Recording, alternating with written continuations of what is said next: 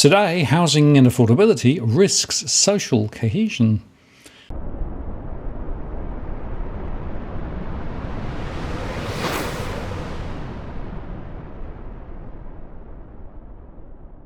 Hello again, it's Martin North from Digital Finance Analytics.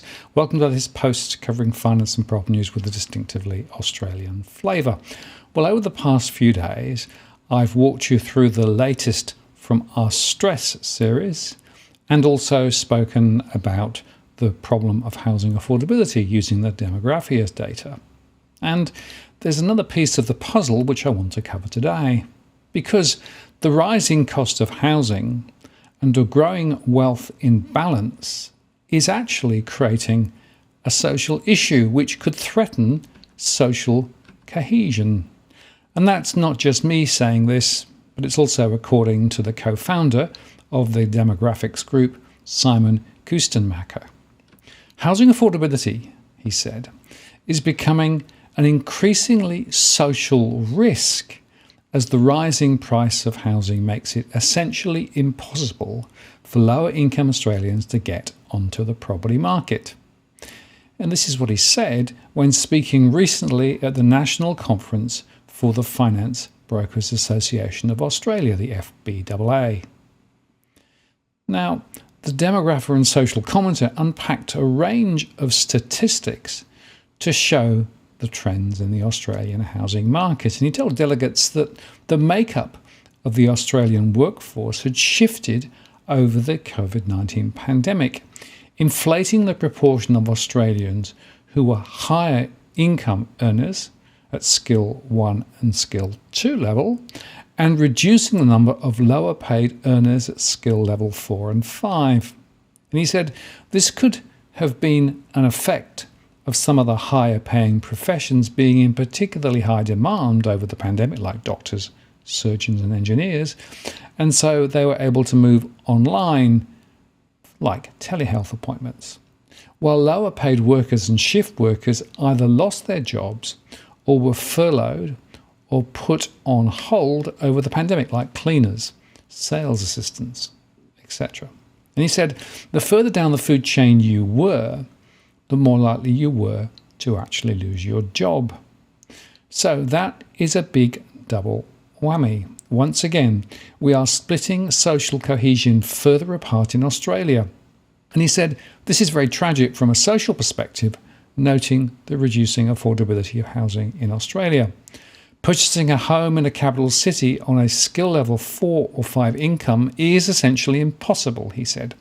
Even if you put 2 or more of those incomes together, maybe you can afford a humble abode at the very, very end of the urban fringe, but you need to get at least up to skill level 3, like an electrician or butchers or mechanics, in order to have home ownership as a real valuable option in your life. So what does all of this mean, he said, if we have what he called a U-shaped workforce instead of a bell curve workforce? Well, he said social cohesion is at risk. And he emphasised that countries that have an extreme U-shape in workforce skill levels, and that means a high proportion of wealthy people and a high proportion of low-income people, generally see pent-up anger and frustrations bubble into civil unrest. Look at America. Look at Brazil. Look at South Africa. Social cohesion in those places where the rich and the poor are extremely far apart and where there is no glue of a middle class that holds those two together is massively at risk, he explained. So, there is a social issue here in Australia that I see emerging. And he suggested that both state and federal governments had noticed this growing dichotomy between the haves and the have-nots, and they were investing into the right things and doubling down on infrastructure spending and construction itself, which creates middle-class jobs at scale. However, despite this, he highlighted that Australia's very low unemployment rate meant there were few people with the relevant skill set available to fill those positions, and he was therefore not at all optimistic about this being fixed in the near term, particularly with wages growth being so low.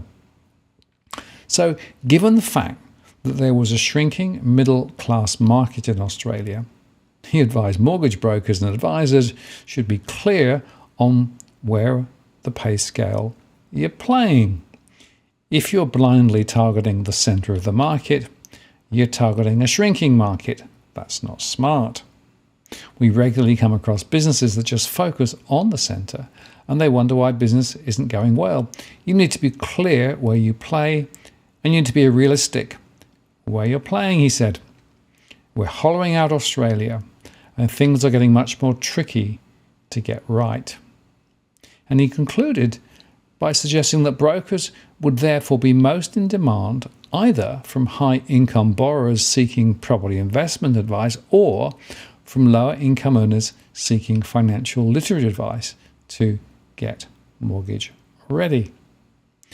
Now, I think he's onto a very important issue here because I've been talking for quite some time about the distorted wealth distribution that we have in Australia.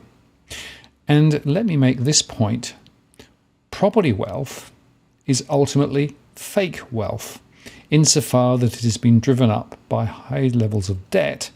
And of course, until you go to sell your property, you actually don't know what it's worth at all.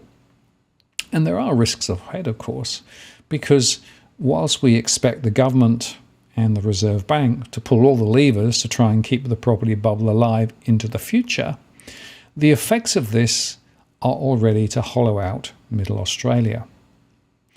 And so what we are seeing, and we see it in our stress data, is a considerable alignment between those who are highly stressed and have no wealth or very little wealth, and yet they have huge amounts of debt to try and cover their housing costs. And the other end of the spectrum, where there are people sitting on significant wealth, significant properties as well, by the way, and yet even some of those are now facing cash flow issues. So we have a deep structural issue in Australia. And the result of all this is, I agree, the likelihood of social fragmentation, where people see themselves in one of two camps. Either the camp of the rich, expect more gated communities and all of the things that follow from that, or the camp of the poor that either can't get into the housing market at all or can only get in by reaching for the stars, over-leveraging, and then creating significant risk later. The middle class, the people who traditionally were the cornerstone of Australia, are getting trampled. And that is something which all governments at state and federal level need to consider, because the end result of this is that we would follow America, and the American story is not positive unless you're in the 1%. Now, if you're buying your home in Sydney's contentious market, you don't need to stand alone. This is the time you need to have Edwin Almeida from Ribbon Property Consultants standing alongside you. Buying a property is both challenging and adversarial. The vendor has a professional on their side. Emotions run high, price discovery and price transparency are hard to find, and then there's the wasted time and financial investments that you make. Edwin understands your needs, so why not engage a licensed professional to stand alongside you? With RPC, you know you have experience, knowledge, and master negotiators looking after your best interests. So shoot Ribbon an email at info@ribbonproperty.com.au, and if you use the promo code DFAWTW/Martin, you can get a 10% discount offer.